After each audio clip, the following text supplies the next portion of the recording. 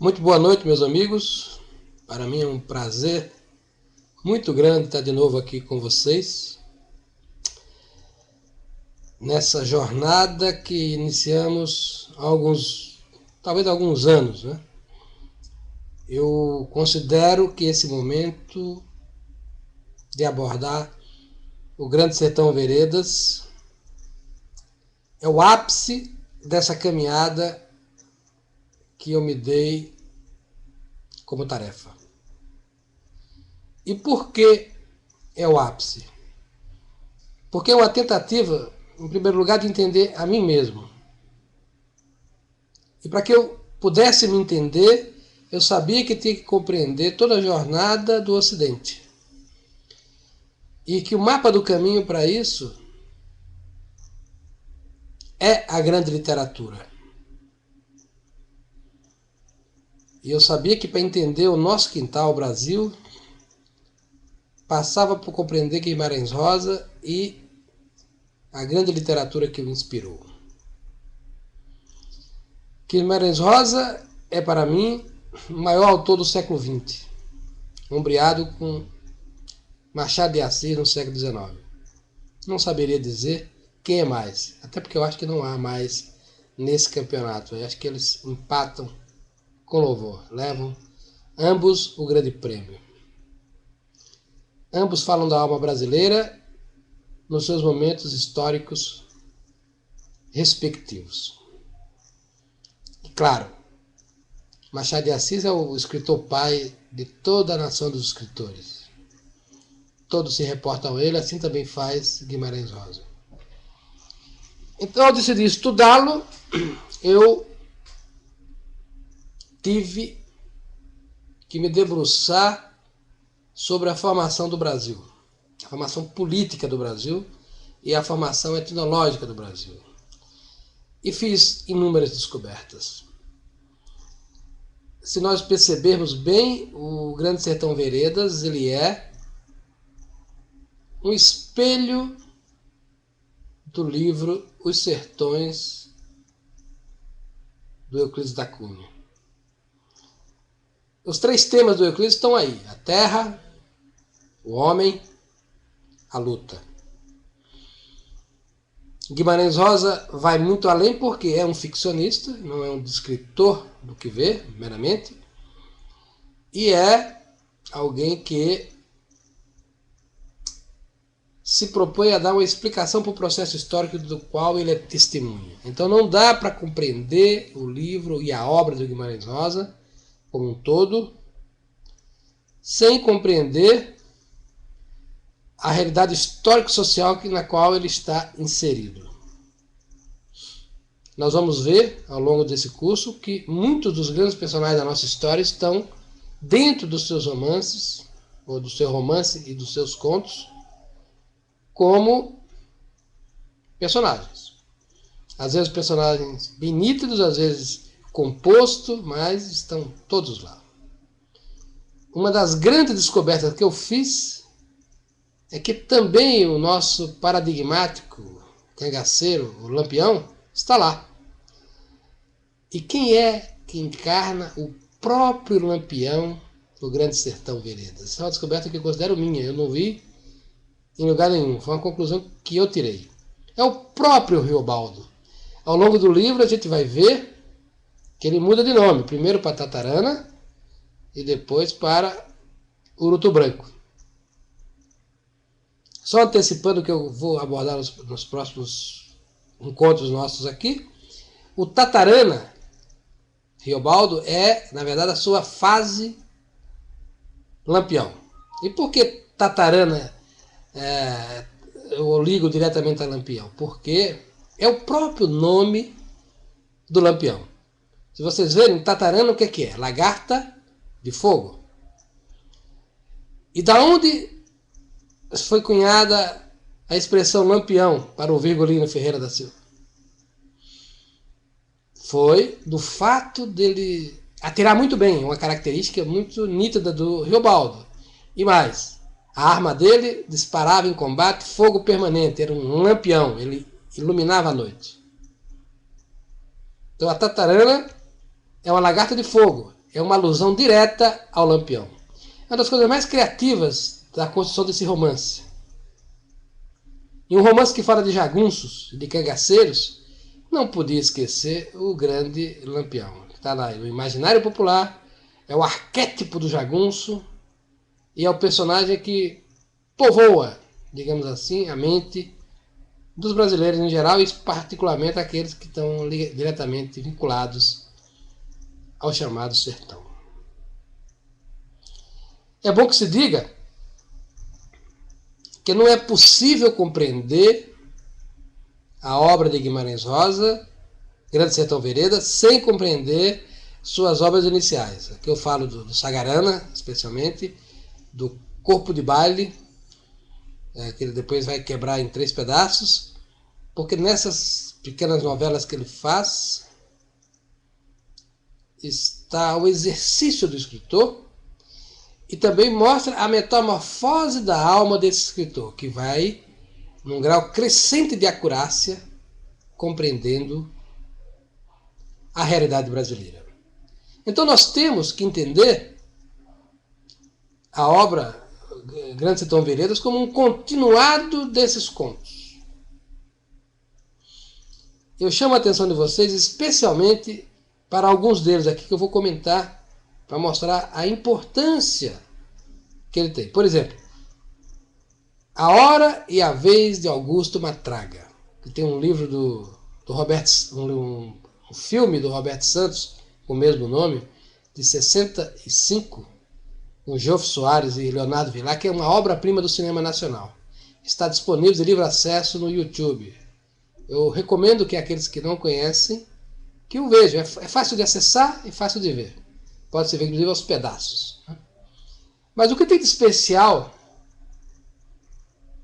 no A Hora e a Vez de Augusto Matraga? É uma das características do Guimarães Rosa, uma das coisas que retratam a sua genialidade. Eu digo para vocês que eu tinha lido esse conto na juventude, quando a gente faz vestibular é obrigado a ler algumas coisas, e eu lembro que eu li esse texto, achei satérrimo, não gostei e fui em frente. Nessa leitura preparatória para esse curso, eu o li 2 vezes. E esse texto me levou às lágrimas 2 vezes. É estupendo. E aqui nessa obra-prima de conto que é o Augusto Matraga, a gente vai ver uma das características do escritor genial. Ele sai do particular, vai para o universal e volta para o particular na mesma facilidade. O que eu gosto especialmente desse texto é que está o resumo do que ele faz. Ele descobre as coisas arquetípicas na realidade sertaneja, retrata essa coisa arquetípica, nós vamos ver que desse conto é como se fosse uma tragédia grega retratada ali, e coloca, digamos assim, a roupagem cristã nesse processo. Então não só no Augusto Matraga, mas em toda a obra a gente vai ver essa coisa de ir e vir dentro das esferas de compreensão. O desfecho do Augusto Matraga é um duelo de 2 leis não escritas, como numa tragédia grega. Então a gente vai ver um homem arrogante, um homem tomado pela ubris, que cai em desgraça e vai pagar sua penitência, e no final chega a sua hora. E qual é a sua hora? Em que ele vai ser o herói. E o herói é aquele que dá a sua vida para salvar vidas inocentes. É uma espécie de resumo do Dom Quixote. Vejam o quão interessante é, porque quais são as 2 leis não escritas que duelam nesse conto? Primeiro é a lei do jagunço. Um jagunço do bando foi morto, e a lei dizia o seguinte: se foi morto, se o matador fugir, ou deixar escapar vivo, alguém da família dele paga. Simples assim. Essa lei vigia. Era assim que funcionava. Um bando, o bando do Joãozinho Bem, que é o personagem vivido por Jofre Soares no filme, ele falou: bom, matou um homem meu, alguém vai morrer. Aí o cara fugiu, ele simplesmente tá lá com o pai, meus 2 filhos adolescentes, ele tem que escolher quem é que vai morrer. E aí eu não vou contar O enredo, para quem vai ver o filme, vai ler a peça, que não leu ainda, basicamente ele vai dizer, olha, há primeiro o encontro do Joãozinho Bem com o Matraga, eles se dão afetivamente muito bem, o Joãozinho Bem o convida para o bando, mas na hora que ele vai tomar posse, vamos dizer assim, do seu lugar no bando, ele é obrigado a enfrentar o bando inteiro, e o faz. E mata Joãozinho Bem e morre no confronto. E salva a vida do inocente. Salvar a vida do inocente é a lei não escrita do cristão, do herói cristão, do cavaleiro cristão. E ele vive a saga do herói na plenitude. Ele fala, chegou a minha hora, agora é a hora e a vez de Augusto Matraga, a hora de ser herói. É simplesmente emocionante. E tudo isso retratado na linguagem sertaneja, na linguagem do Brasil profundo. E aqui eu quero fazer um parêntese para contar um pouco da minha história pessoal e mostrar como essas coisas estão ligadas comigo diretamente. Meu pai era vaqueiro. Por um tempo, ele foi também tropeiro. E depois, por um tempo também, andou na jagunçagem. Então essa linguagem que o João Guimarães Rosa usa era a minha linguagem familiar. Era não, é. Eu lembro um episódio muito interessante, porque um dos nomes que está no Grande Sertão Vereda é o compadre meu, Clemen. Clemen parece uma variação de Clemente, ou aquele homem, se quiser colocar assim. Não importa, vamos depois discutir o nome. O que importa é que pouco antes de morrer, meu pai conheceu uma pessoa que casou com uma vizinha minha. O nome dela era Clemente. E a esposa o chamava de Cle, que é mania aqui em São Paulo. Fazer a abreviatura na primeira sílaba. Meu pai já tascou. De Cle virou Quelê. Vejam vocês como isso está enraizado. E foi uma maneira muito espontânea. Meu pai só o chamava de Quelê. E era muito interessante. E meu pai sabia falar perfeitamente bem o Cle ou o Clemente, mas era uma coisa que era atávica nele. Ele fazia a corruptela dos nomes e inventava apelidos e fazia mais ou menos o que se relata no Grande Sertão Veredas. Um outro episódio que eu lembro, há mais anos, eu ainda morava no Ceará, é que um primo da minha mãe se envolveu, esse era assim, um jagunço, um cangaceiro, um dono de terra, mas que gostava da ação. Gostava da ação como os personagens do Grande Sertão Vereda gostavam. E um dia eu era garoto, quase de cola, um piudinho, mas eu lembro muito bem porque me deixou muito marcado o episódio. Esse homem ele se envolveu com um confronto com alguns homens lá, andou matando gente, e ele morava na Paraíba, ele foi para o Ceará e escolheu ir para a casa da minha mãe para se acoitar, que era a palavra que se usava naquele tempo. Ele ficou na minha casa um mês. Mas o que me impressionou foi a chegada dele. Na região quente como a nossa, nós não usávamos casaco. Muito raro ver alguém de casaco. Ele chegou de casaco.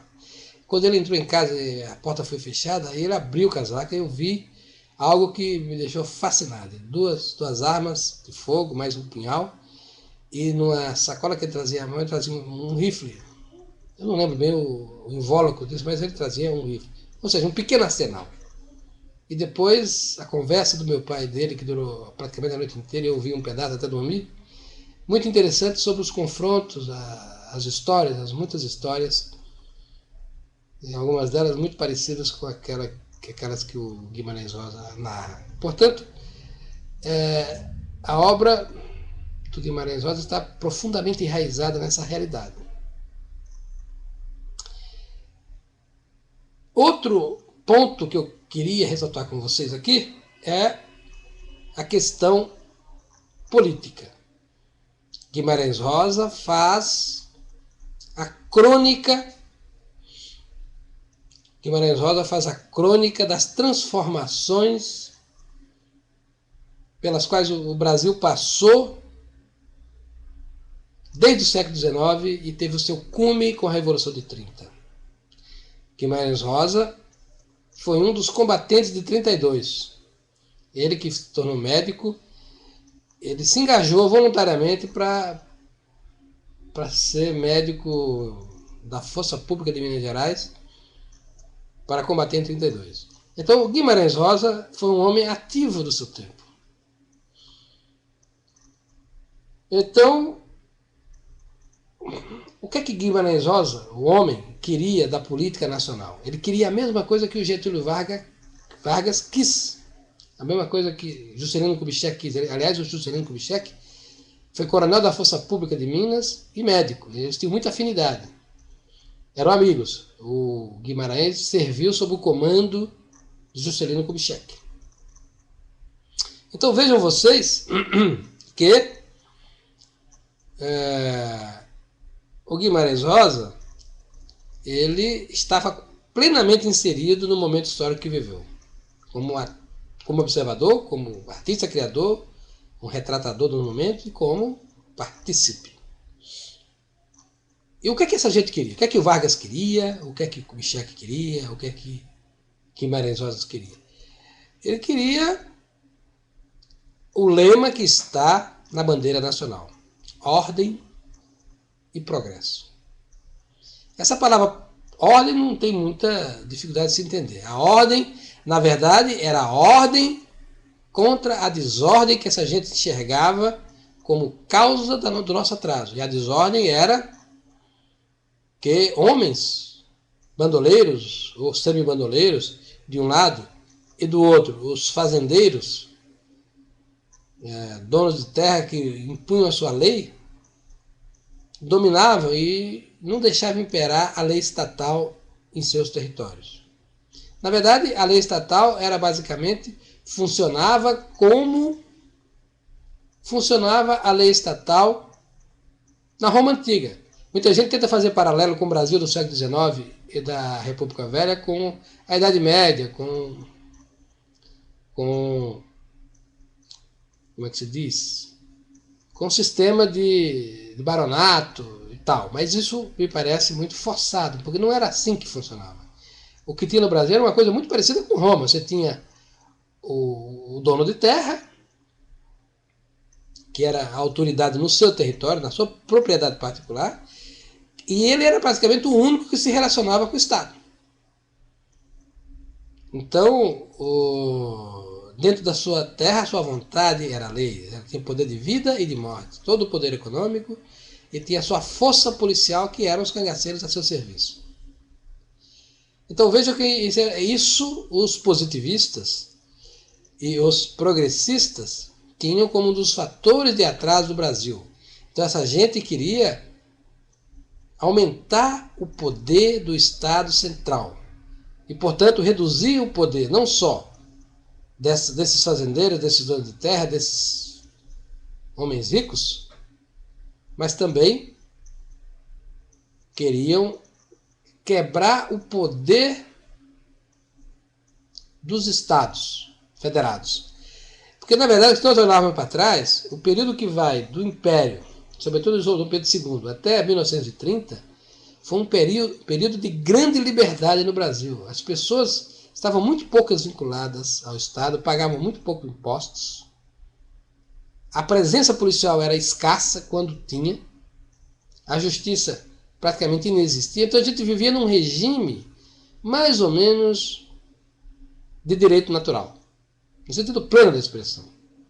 Então, para esses positivistas e para esses progressistas, isso era a origem do mal no Brasil. Então a Revolução de 30 veio exatamente fazer isso. Aquela cena da queima de bandeiras em 1938, presidida pelo próprio Vargas, queima das bandeiras estaduais, mostra isso com todo vigor. E todo o programa dessa gente era acabar com o cangaço. Então a gente vai ver que o Grande Sertão Veredas ele é ambivalente nessa visão. Por quê? De um lado, ele exalta a figura heróica do jagunço. Não há dúvida que o fascínio do Guimarães Rosa com a figura do jagunço é total, a identificação dele é total. Ele vai dizer lá, numa entrevista magnífica, dada ao Gunther Lawrence em 1965, depois vou ler uns trechos para vocês aqui. Ele vai dizer: Riobaldo é o sertão feito homem. Mas, por outro lado, ele tinha essa firme convicção política de que era preciso ter ordem e progresso. E o progresso vai alcançar nos anos 30 um outro nome, que é o desenvolvimento, e depois vai ser teorizado como desenvolvimentismo. A nossa elite intelectual e a nossa elite militar e a elite, vamos dizer assim, urbanizada, a burguesia comercial, vamos dizer assim, ela sempre quis acabar com essa liberdade que, inevitavelmente, ela convive com um certo caos. Isso não é brasileiro, isso é geral. Por exemplo, em 1930, o Ortega y Gasset publicou lá a Revolução das Massas. E um dos trechos lá, ele exatamente vai mostrar como a urbanização na Europa, especialmente ele cita lá Inglaterra e França, gerou mais criminalidade. Só que na França deu-se mais polícia, na Inglaterra não. E o Ortega vai dizer, bem fez a Inglaterra, porque quanto mais polícia, mais Estado, menor será a liberdade. Nós tivemos isso conosco e foi nessa fase. Então, de uma sociedade basicamente isenta de Estado, de leis, nós fomos ter paulatinamente esse espaço jurídico sendo ocupado pelo Estado Central. A redução do poder dos Estados, que equivaleu à redução do poder das oligarquias e o poder dos clãs municipais. Isso está muito bem documentado na história geral do Brasil, e nesse livro recente que acabou de sair do Lira Neto sobre Getúlio Vargas, isso está de maneira muito bem sublinhada. Eu recomendo que vocês leiam esse livro, porque ele vem muito a calhar para a compreensão do Brasil da República Velha, que é precisamente o locus temporal em que o Guimarães Rosa desenvolve a sua obra. Então o que o Guimarães vai fazer é mostrar a superioridade que ele acha nessa ordem estatal, em substituição a essa ordem espontânea que foi dada pela figura ausente do imperador, por primeiro, e depois pelo federalismo mais ou menos radicalizado que vigiu durante a República Velha. A Revolução de 30 será precisamente o momento em que teremos a mudança geral disso, que vai redundar naquilo que nós temos hoje, esse mega Estado que gerencia a particularidade da vida de cada um de nós. Um salto enorme, mas eu cheguei à conclusão que os homens que patrocinaram essa transformação, esse salto no rumo do Estado Central e de uma ordem estatal rigorosa, beirando o corte das liberdades, não estava no cálculo dessa gente. Eles queriam apenas um pouco mais de ordem, um pouco mais de presença do Estado e justiça para desenvolver. Então, dessa forma, o grande inimigo, não só dos positivistas, de onde veio Vargas, mas de todas as elites, de onde veio o próprio Guimarães Rosa, era o jagunço, ou essa figura que expressava a valentia, a força física e a coragem de se impor quando os conflitos eram inevitáveis. E é muito bem interessante porque no Grande Sertão Veredas a gente vai ter o desenrolar dessas etapas. Os grandes personagens, ora estão do lado dos fazendeiros ou dos jagunços, ora estão do lado da polícia. Muitas vezes o jagunço se vende ao Estado e passa a ser caçador de jagunços. Nós vamos já ver isso em alguns contos anteriores. Por exemplo, no Dan Lalalão, no conto do Corpo de Baile, o personagem é um matador de cangaceiro. Ele não pode ver cangaceiro já sair das entrelinhas do conto. A gente vai ficar sabendo que o cara, de certa forma, trabalhava a serviço do governo. E assim, eu acho que todos nós aqui já ouvimos como os antigos se referem ao Estado, é o governo. O governo é aquela presença ausente e distante, que ficou na memória coletiva. E não é mais assim. Então, sempre que um popular vai falar do Estado, ele se refere ao governo, sempre com essa coisa, é uma coisa fora de si, poderosa, mas distante, né? Então, esse personagem vai ser um matador de cangaceiros. Dos confrontos ele é ferido, tal e tal, mas ele sobrevive e é o herói do conto. Então essa questão é central na discussão do romance e nós vamos voltar nela em todas as aulas, porque ela é muito importante. Há uma grande outra questão, que é a questão racial. E nós vamos ver a metamorfose sofrida pelo Guimarães Rosa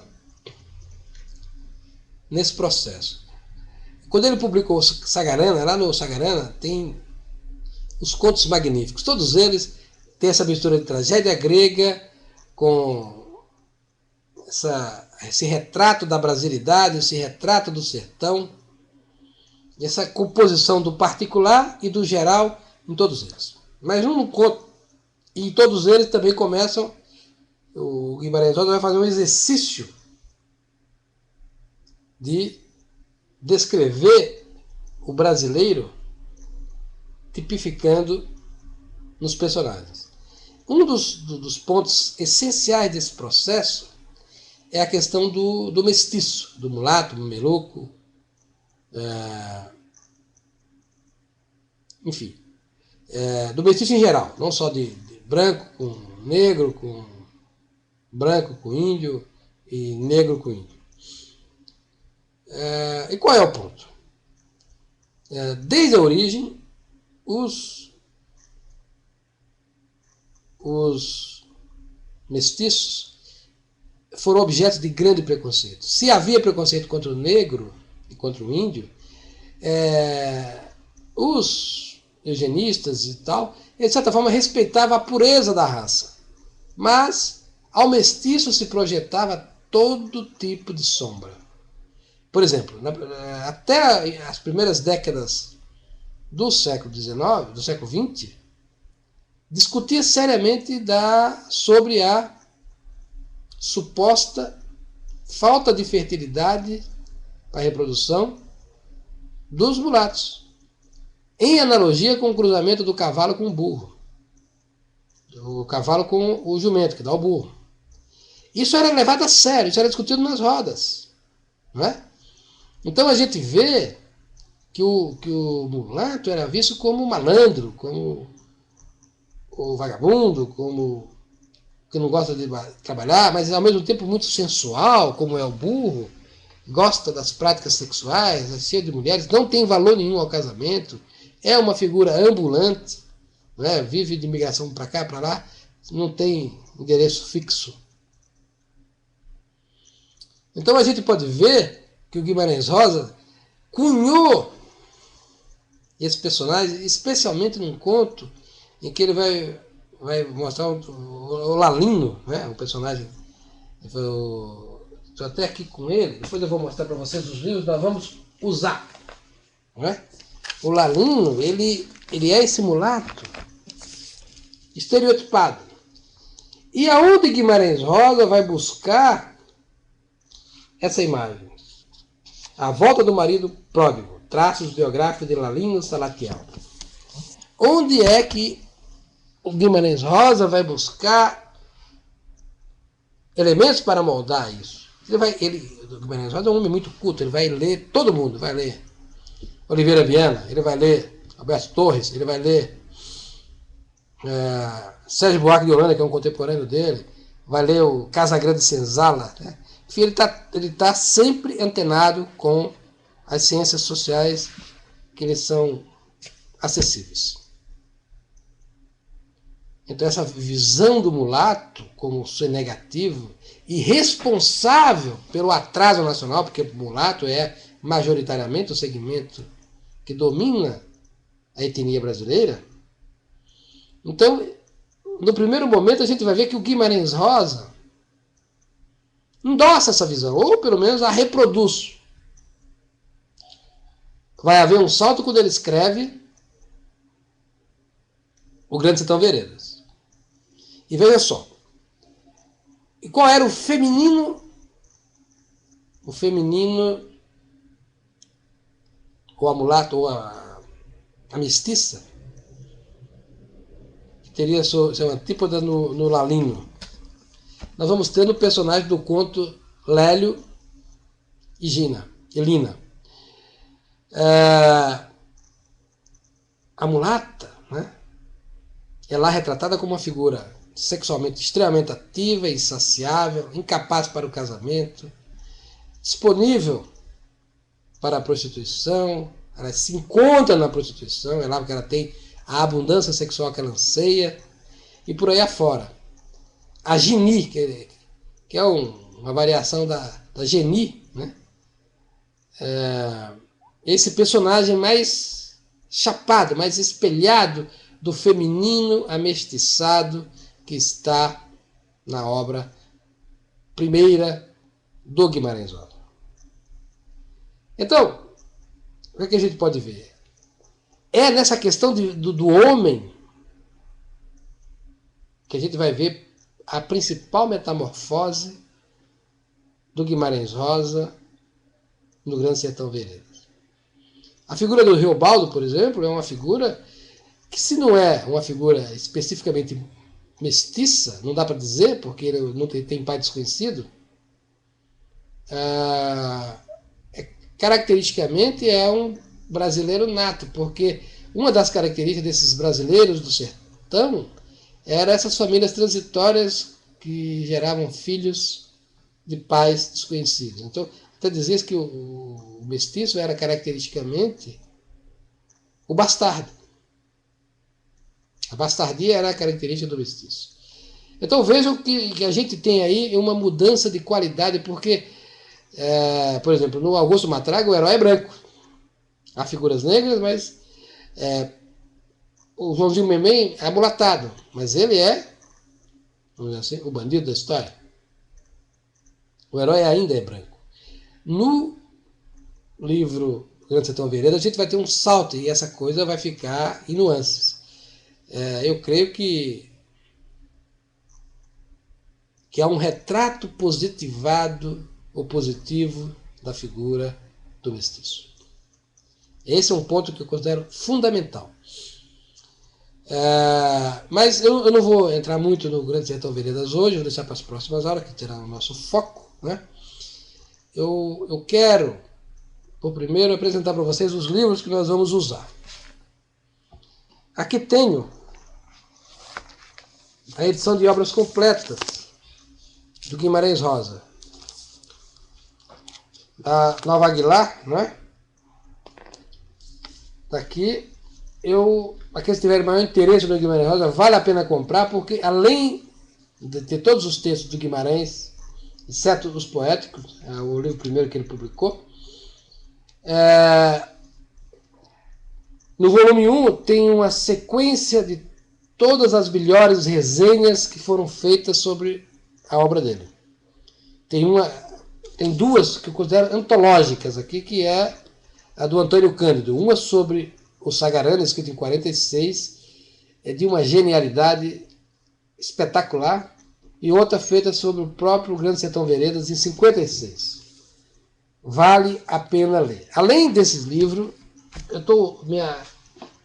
meu suporte de leitura será esse aqui. Essa é uma edição do Grande Sertão Veredas, feita pela Nova Fronteira, especialmente para ser vendida pela Livraria Cultura. Eu comprei no final do ano passado.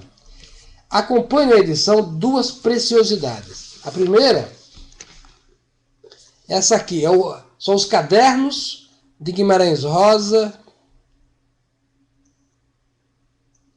quando ele foi, em 1952, com o Manuelzão, acompanhar o manejo de gado.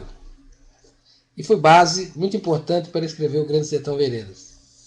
O Manuelzão é seu cicerone naquele processo. Então, tem um enorme valor, porque deu acessibilidade fácil para todos nós desse material bruto, vamos dizer assim. Mas, além disso, tem uma outra coisa espetacular e de grande utilidade que a Nova Fronteira nos deu. Esse opúsculo aqui que acompanha é um conjunto de depoimentos sobre Guimarães Rosa, de quem teve acesso a ele e retratou sua pessoa. Todos os textos são maravilhosos, mas tem um que é revelador, especialmente importante para o nosso curso aqui, que é o depoimento de Augusto de Campos sobre o encontro que teve com Guimarães Rosa em 1966, numa reunião do Pen Club em Nova York. É espetacular e é esclarecedor. É a chave que me faltava para compreender a personalidade e mesmo o método do Guimarães Rosa. Nós não podemos esquecer que toda a literatura do Guimarães Rosa ela é uma tributária do Goethe e do mito do Fausto. Não por acaso a frase de destaque no próprio Grande Sertão Veredas é o diabo na rua no meio do redemoinho. Essa frase é emblemática. E eu fiquei muito desconfortável porque o Guimarães Rosa, ao mesmo tempo que dá no livro inteiro esse destaque para a figura mefistofélica, ele abraçou de uma maneira intensa a tese tradicional da Igreja Católica de que o mal é inerte ou é um vazio. Só o bem tem conteúdo, o mal não tem conteúdo. Essa tese, aqueles que tiveram o curso do Goethe e mesmo do Guimarães Rosa comigo, eu a contesto. Se alguém me disser, o que você põe no lugar? Eu digo, eu ponho no lugar o que eu leio nos evangelhos, a minha experiência de vida e o que eu leio na literatura. Para Goethe, Mefistófeles não era um mero personagem, uma simples metáfora. Nem para Guimarães Rosa. Não é? Nós vimos isso. Mas nem para o Thomas Mann. Nós vimos isso nos cursos. Por Guimarães Rosa, até ler esse depoimento do Augusto de Campos, eu achava que havia essa dicotomia. De fato, nós não podíamos dizer que, propriamente, apesar da ênfase nessa questão do diabo na obra Grande Sertão Veredas, eu não tinha uma prova. As biografias dele são muito superficiais, a vida dele é muito secreta, ele é muito fechada. Eu não tinha elementos para dizer o contrário. Mas não era coerente aquilo. Daqui a pouco eu vou voltar nesse ponto aqui. Tem uma outra obra-prima que não está nas obras completas dele, de um sujeito, o professor Luiz Roncari, um homem que tem uma admiração, um profundo conhecimento e erudição sobre a obra de Guimarães Rosa. Eu aprendi muito lendo a obra dele. Esse aqui é um dos livros. Esse livro está disponível no Yahoo para que vocês possam ler online, se precisar comprar, porque está esgotado inclusive. Esse aqui, exemplar, eu achei num sebo. E tudo que o professor Luiz Roncari escreveu sobre Guimarães Rosa é pertinente, é essencial, é fundamental para compreender o escritor mineiro. Leiam. Inclusive, ele faz uma leitura que é a leitura que eu faço, de ligar os acontecimentos sociopolíticos à obra de Guimarães Rosa. É espetacular. Quer dizer, ele está há pelo menos 20 anos pesquisando esse tema e publicou livros de primeira linha sobre o assunto.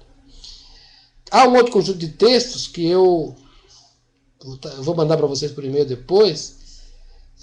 Houve um congresso em Minas Gerais, na PUC, sobre Guimarães Rosa, no meados da década passada. E tem inclusive texto do professor Luiz Roncari, que são preciosidades. Desde logo eu digo para vocês que eu não estou interessado na questão linguística, que me parece de todas a que menos relevos tem para nós. E porque, como eu disse para vocês, a língua do Rosa é a minha língua familiar, caseira. Então não tem nenhum espanto naquela linguagem saborosa, doce, na linguagem da minha terra. eu não tenho dificuldade de compreender, mesmo ele tendo enfeitado a boneca com neologismos, com requintes literários e tal. Quer dizer, aquilo são coisas pontuais que não tiram a essência do seu linguajar, que é retratar a língua do Brasil mais profundo. Mas eu quero apresentar outros livros para vocês. Esse aqui é uma biografia, na verdade não chega nem a ser a biografia, relembramentos, é da filha do Guimarães Rosa, da Vilma Guimarães. Tem textos absolutamente importantes aqui. Aqui nós vamos ter o discurso de posse na Academia Brasileira de Letras, tem as principais cartas que ele escreveu para a família, nós temos o discurso que ele fez quando se formou médico, enfim, são textos vitais. E a filha faz depoimentos muito emocionados, muito sentimentais sobre o pai. O que ela escreveu aqui é importante para a gente ver como era a família. Mas os textos dela, provavelmente, não são os mais relevantes do livro.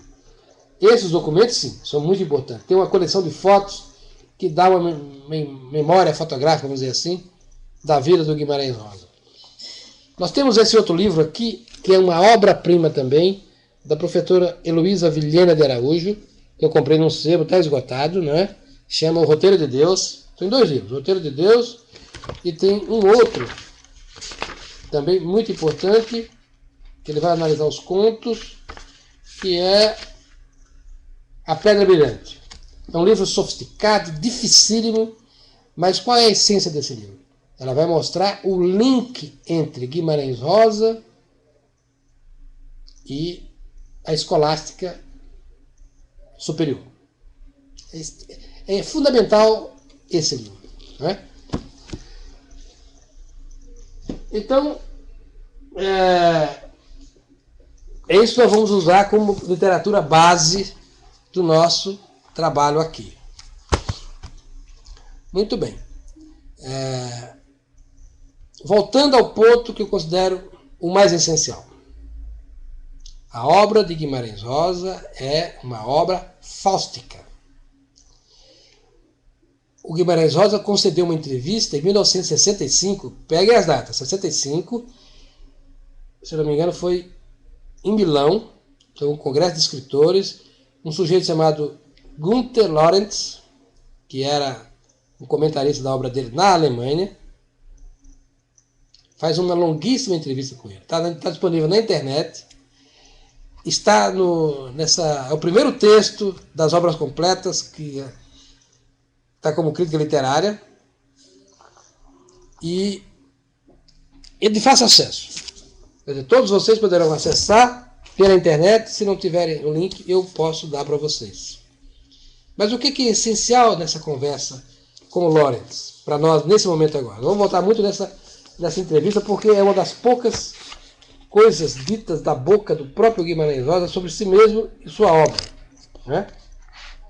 Aqui ele vai dizer ao Lorenz que não tem... desculpa o telefone celular, alguém está tocando aqui e deixa na mesa. Mas vamos conviver com esse barulho. O que é mais importante é que ele vai negar ao Lorenz que o diabo tem a substância. Portanto, ele não é fáustico, né? Então, tem uns trechos que eu quero aqui relembrar, porque é importante, porque eu vou dizer para vocês hoje, que é a minha principal mensagem hoje, né? Que é o fato de, em 1965, em Milão, diante do Lorenz, um sujeito muito sofisticado, um homem muito, muito culto, né? Ele vai negar que o diabo exista.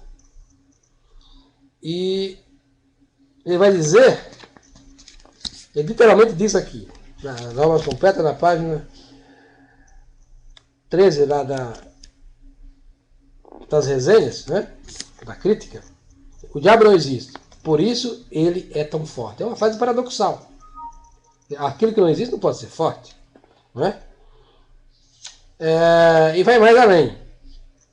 Ele diz que se identifica com o Riobaldo e que o Grande Sertão Veredas é uma autobiografia irracional. Isso é muito importante. O elemento autobiográfico na obra Grandes Sete Veredas é muito vivo. Mas é o elemento autobiográfico interior, não exterior.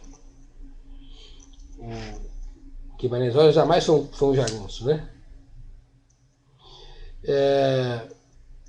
E mais ainda,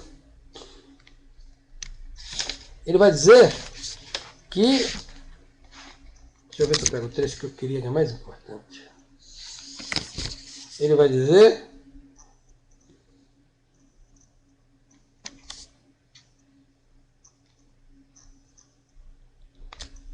que o sertão é o eu que ainda não encontrou um tu. Olha só o que ele está dizendo aqui.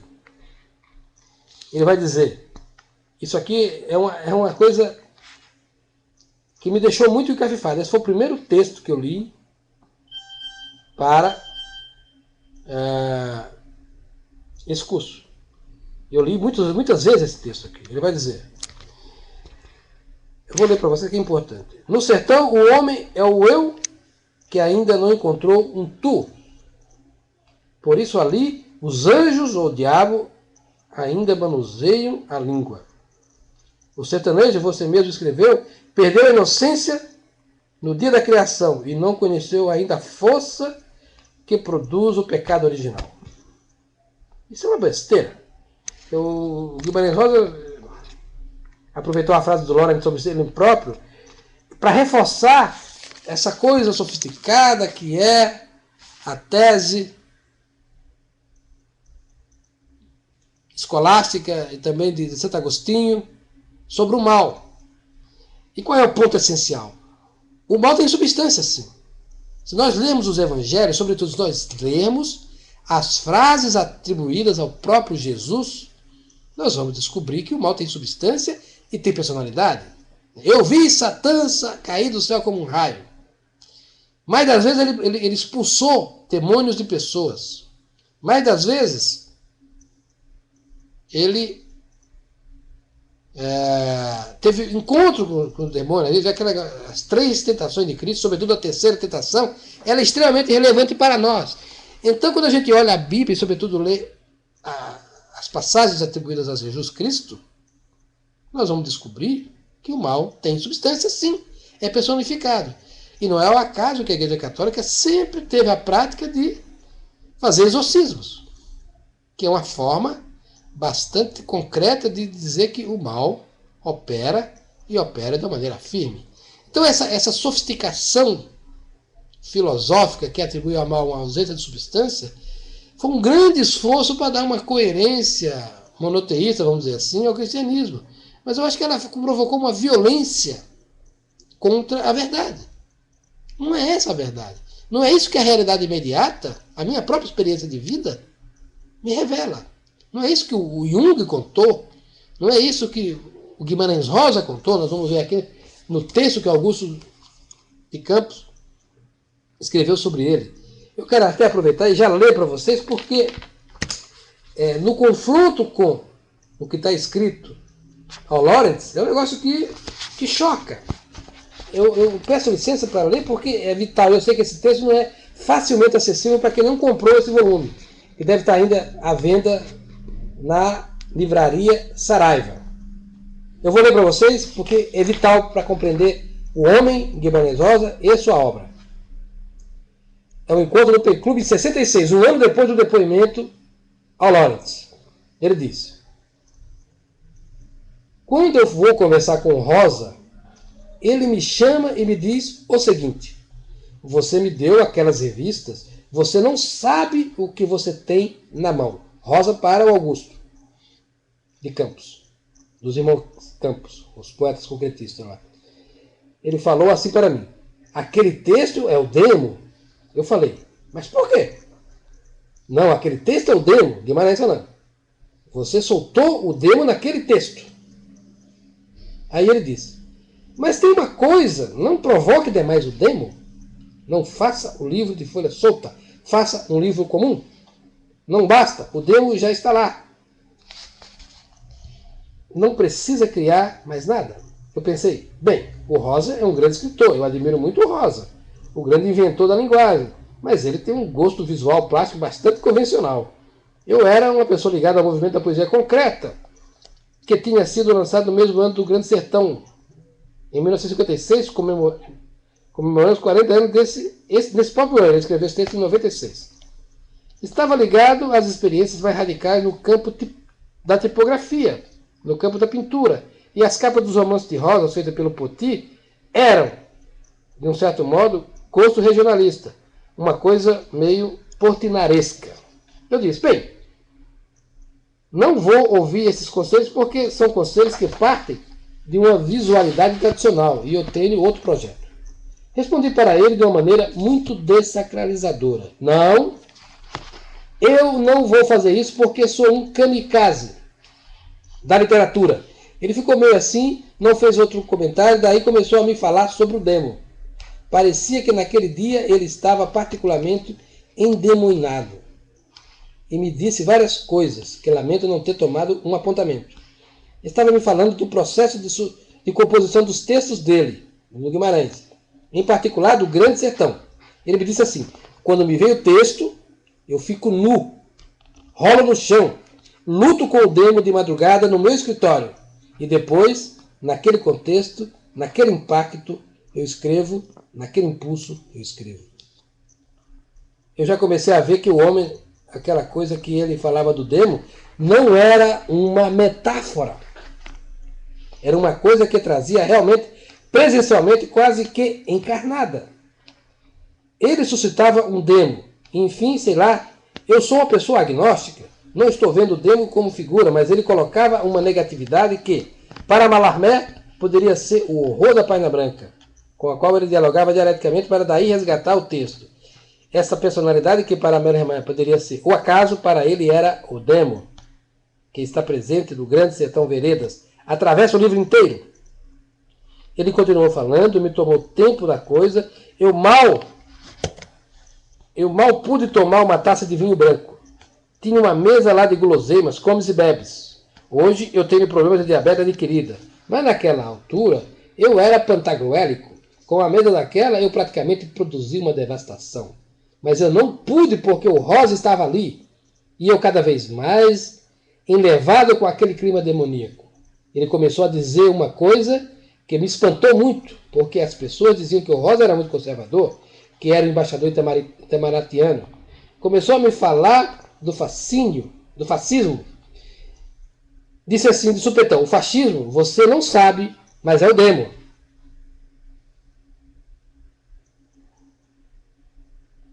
Eu sei porque estive lá e sei que é o demo, porque tive que lidar com os alemães para proteger refugiados judeus. E não deu mais detalhes, soltou aquilo. E eu fiquei espantado, porque não sabia daquela história. O Augusto de Campos me deu o gancho para dizer que o Guimarães Rosa é da família do Goethe, sim, do Thomas Mann, e que essa posição que ele tinha intelectual diante do mal, vamos dizer assim, era uma fachada, sei lá por quê, até por causa da formação católica forte que ele teve. Ele queria ficar coerente com a igreja, tinha um grande respeito pela igreja. Mas esse relato que o Augusto faz é incompatível com isso. Ou seja, o próprio Guimarães Rosa nos contou pela boca do Augusto de Campos como era o seu processo de criação. E que a experiência do mal era uma experiência imediata e interior. Como assim a teve Jung, como assim a teve Goethe, como assim teve Thomas Mann. Espetacular isso aqui. É uma descoberta que eu fiz, eu não sabia que esse texto existia, acabei por descobrir ao acaso. E nenhum comentarista a gente nota esse ponto. O Guimarães Rosa era muito intimista, muito reservado, não falava de si, não gostava, né? E aí, lendo a entrevista, hoje mesmo, estava aqui esperando chegar a nossa hora aqui, a nossa hora e a nossa vez, e eu reli o depoimento do Lawrence, né, a conversa dele com o Guimarães Rosa. E lá, pelas tantas, ele vai dizer, que o principal poeta que ele considerava era o próprio Goethe. E qual é a obra máxima da poesia do Goethe? O Fausto. Então a gente tem aqui uma experiência fáustica acabada. A minha conclusão se impôs. O Guimarães, de certa forma, fez o nosso Fausto aqui. E a experiência fáustica, ela tem duas dimensões. Uma é inteiramente pessoal, que é essa que ele retratou, de lutar com o demônio para poder escrever, seu daimon. Mas a outra é coletiva. E o Brasil é um país que, desde a origem, é um país que é produto de uma ação fáustica. Primeiro da Europa, depois das suas próprias elites. E é muito interessante isso porque o Guimarães Rosa, aí ó, o aspecto biográfico que eu quero dar relevo, vou voltar nesse ponto que é importantíssimo, né? O Guimarães Rosa, ele vai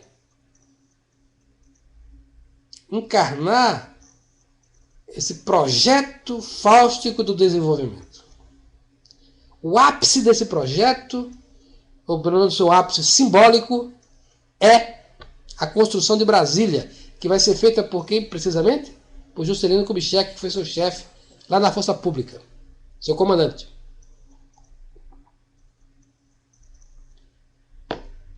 Engraçado que o Guimarães Rosa ele vai se formar primeiro em medicina, aos 22 anos. Depois ele clinica por 2 anos e acho que ele cansou da brincadeira de médico, se engaja por concurso, acho eu, na Força Pública, depois da Revolução de 32. E em 34 ele presta concurso para o Itamaraty. Vejam só. O Guimarães Rosa não quis ser político. Mas ele foi homem de Estado. Ele foi um embaixador. E num momento especialmente importante na Alemanha nazista. Claro, não escolheu, é a coisa da biografia que vai se construindo. Então a gente vai ver que o Guimarães Rosa é, na verdade, um estadista. E o que me leva a concluir que morava nele esse elemento fáustico. Nós bem vimos que há duas questões essenciais no Fausto do Goethe. Que primeiro é a colonização, essa questão de construção, de enfim, tomar a terra ao mar, de construir, colonizar, essas coisas todas. Esse é um elemento fáustico essencial, que é o elemento do desenvolvimento, que estava em voga naquele momento. E como agora também, mas lá muito antes, porque os brasileiros sabiam, os brasileiros daquela geração sabiam que tinha um vasto país, rico, por natureza, mas que estava mal explorado pelo povo, ou pela gente brasileira. E eles elegeram o Estado como elemento de fazer esse processo de desenvolvimento. Esse é o projeto do Vargas, que foi endossado por toda a elite brasileira. Exceto aquela que perdeu, né, a parada na Revolução de 30. Então, minha gente, o que eu quero sublinhar para vocês é que o Grande Sertão Veredas é um legítimo representante da família dos grandes livros escritos a partir da temática fáustica. E é muito apropriado porque o Brasil é esse produto. Primeiro, ele é um produto fáustico da Europa, que se expande com o Renascimento, as grandes navegações, depois com a Reforma. E o Goethe vai cantar esse momento, né? E depois a nossa própria elite vai levar avante, que esse era o projeto positivista, né? Ordem e progresso, né? Que depois vai se tornar o mantra de todos os brasileiros interessados. Então, todo mundo do Brasil concorda que quer o desenvolvimento e que o desenvolvimento equivale ao crescimento do papel do Estado. O desenvolvimento como um elemento que só pode ser alcançado mediante a ação estatal, que é a ação do próprio Fausto. É bem interessante porque o Guimarães Rosa, o livro é genial, mas tem também essa grande dose de genuidade, porque ele procura o tempo todo ocultar esse fator. Embora Ele coloca um epígrafe como o diabo na rua, no meio do redemoinho. Eu, moleque, na minha terra, a gente bem brincava. Quando chegava um vento, criava um redemoinho que levantava a areia, o diabo tá ali. Isso não é uma frase que estava na boca da meninada da minha geração. Eu próprio a disse muitas vezes. Ele levou isso à condição de literatura e de realidade. Então nós estamos, portanto, nós não podemos perder de vista esse elemento fáustico. Vejam vocês que, além disso, tem a questão da moeda, né? Que eu disse para vocês que é a questão do Estado e a questão da moeda. O que é que o Vargas, no livro do Lira Neto, vai mostrar? Que a primeira coisa que o Vargas fez, na década de 20, como governador, que era chamado presidente do Rio Grande do Sul, foi quebrar o dogma positivista do orçamento equilibrado. É isso que vai fazer de Vargas o herói das esquerdas. Eu quero retomar com vocês na próxima aula a partir desse ponto. Boa noite a todos. Quem tiver questões ou alguma coisa, por favor, me mande por e-mail.